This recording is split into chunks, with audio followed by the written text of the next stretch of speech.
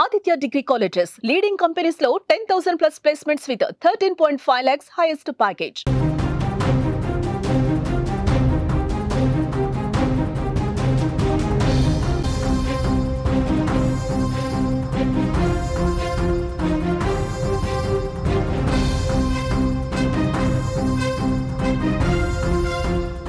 యాదాద్రి భువనగిరి జిల్లాలో విషాదం.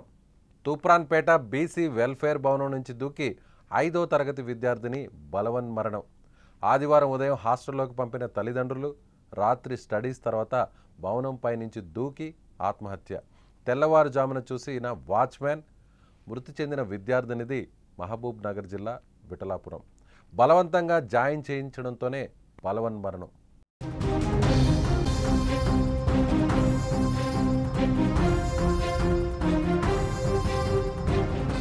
బలవంతంగా హాస్టల్లో జాయిన్ చేశారనే మనస్తాపంతో 5వ తరగతి విద్యార్థిని బలవన్మరణానికి పాల్పడడం కలిచివేస్తుంది. మహబూబ్ నగర్ జిల్లా విఠలాపురం గ్రామానికి చెందిన 10 ఏళ్ల చిన్నారిని కుటుంబ సభ్యులు యాదాద్రి భువనగిరి జిల్లాలోని మహాత్మా జ్యోతిరావు పూలే బీసీ వెల్ఫేర్ పాఠశాలలో ఆదివారం చేర్పించారు. అయితే హాస్టల్లో ఉండడం ఈ చిన్నారికి ఇష్టం లేదు. ఇంట్లో ఆ విషయాన్ని చెప్పినా వినిపించుకోకుండా హాస్టల్లో ఉంచడంపై విద్యార్థిని కఠిన నిర్ణయం తీసుకుంది.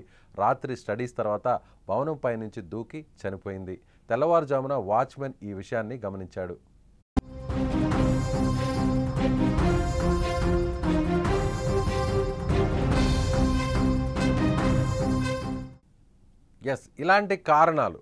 ఇలాంటి కారణాల కోసం ఆత్మహత్య చేసుకోవడం, బలవంతంగా ప్రాణాలు తీసుకోవడం నిజంగా ప్రతి ఒక్కరిని కూడా బాధించే విషయం.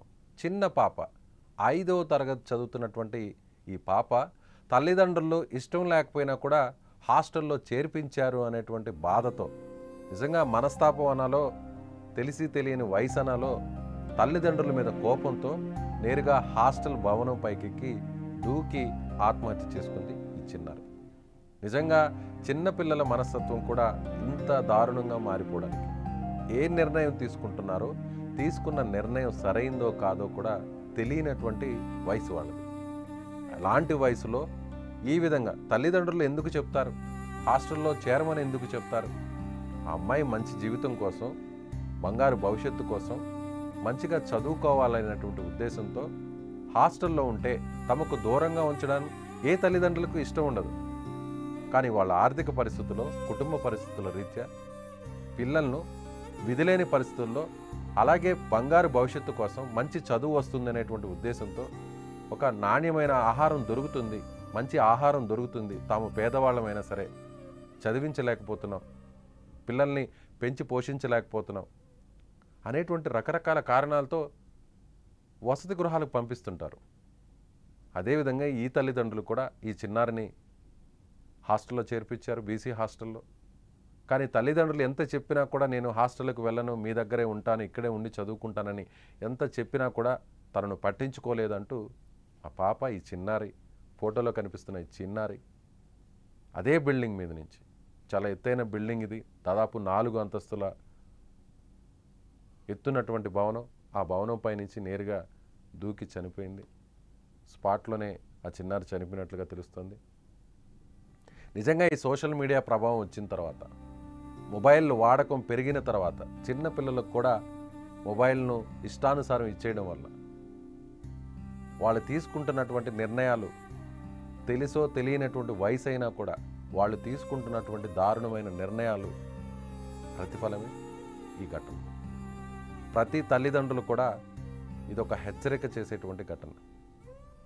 వాళ్ళకి నచ్చ చెప్పే విధంగా, మారుతున్నటువంటి తరానికి తగ్గట్టుగా, జనరేషన్కి తగ్గట్టుగా, వాళ్లకు అర్థమయ్యే విధంగా, వాళ్ళు అర్థం చేసుకునే విధంగా నచ్చ చెప్పాల్సినటువంటి పరిస్థితి.